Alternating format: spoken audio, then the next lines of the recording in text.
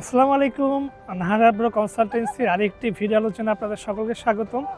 আশা করছি সকলেই ভালো আছেন। আজকে যে বিষয়টি নিয়ে আলোচনা করব সেটা হলো যে 2026 সালের যে প্রথম সেমিস্টার মার্চ সেমিস্টারের জন্য কিছু গুরুত্বপূর্ণ পয়েন্ট। কারণ আপনারা অনেকেই জিজ্ঞেস করে থাকেন 2026 সালের মার্চ সেমিস্টারের জন্য প্রস্তুতি হিসাবে আমরা কি কি বিষয় ফলো করতে পারি। তো আজকে এই বিষয়গুলো নিয়ে কথা বলবো। তো নাম্বার ওয়ান যে বিষয়টা সেটা হলো যে ব্যাংক ডকুমেন্টস। আপনারা যারা 2026 সালে মার্চ অ্যাপ্লাই করবেন, বিশেষ করে সেলফ ফান্ড বা পার্শিয়াল ফান্ড বা যারা 50% স্কলারশিপ পাবেন বা মোর দেন 100%, তো তাদের জন্য ব্যাংক স্টেটমেন্টটা খুবই গুরুত্বপূর্ণ।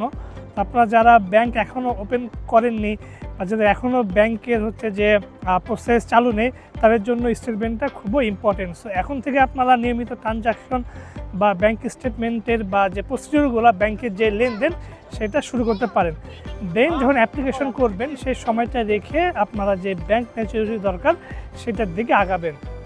এরপরে যে সেকেন্ড পয়েন্টটা সেটা হলো যে ফুল ফান্ডিং স্কলারশিপের জন্য আপনারা যারা সায়েন্স মেজর আছেন বা যারা মাস্টার্স পিএইচডি করবেন ফুল ফান্ড স্কলারশিপে প্রফেসরের আন্ডারে, তাদের জন্য ইউনিভার্সিটি এবং প্রফেসর সার্চিং কিন্তু খুবই ইম্পর্টেন্ট এবং ভালো একটা কভার লেটার তৈরি করে প্রফেসরদেরকে নক করা।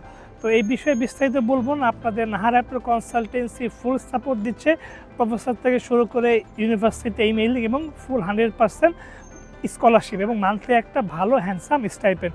সো আপনাদের যারা এই ব্যাকগ্রাউন্ডে আছেন বা যারা ফুল ফান্ডিংয়ে আসতে চান, তারা আমাদেরকে নাহার অ্যাপ্রো কনসালটেন্সি নক দিলে আমরা বিস্তারিত প্রসেস আপনাদেরকে জানিয়ে দেবো। এরপরে যে পয়েন্টটা হচ্ছে ডকুমেন্ট গোছানো। ডকুমেন্ট গোছানোতে আসলে কয়েকটা বিষয় সামঞ্জস্য। নাম্বার ওয়ান হচ্ছে আপনার যে একাডেমিক ডকুমেন্টস রয়েছে সেগুলোতে যদি কোনো নামের বা স্পেলিং ভুল থাকে বা আপনার যে পাসপোর্ট রয়েছে বা আপনার প্যারেন্টসের যে ডকুমেন্ট রয়েছে সেগুলোতে যদি ভুল থাকে, সো এখন যেহেতু কারেকশন করা একটু ইজি, আপনার এনআইডি বা আপনার যে অন্যান্য ডকুমেন্টস যদি থাকে নামের ভুল থাকে, স্পেলিং থাকে, আপনার যদি কারেকশন করার মতো হয় কারেকশন করে ফেলতে পারেন। না হলে কিন্তু পরবর্তীতে যে এফিডেভিট বা নাম চেঞ্জের যে প্রবলেম সেটাতে পড়তে পারেন। আরেকটা যে বিষয় সেটা হলো যে আপনার ডকুমেন্টসগুলো অ্যাপোস্টাইল করা। যদি এখন অ্যাপোস্টাইলের জন্য কি সময় কম লাগে, বা আপনারা যদি এইটার সাথে পরিচিত হয়ে ওঠেন, কেননা এই সেমিস্টার থেকে কিন্তু বাংলাদেশ নতুন অ্যাপোস্টাইল আন্ডারে যুক্ত হয়েছে।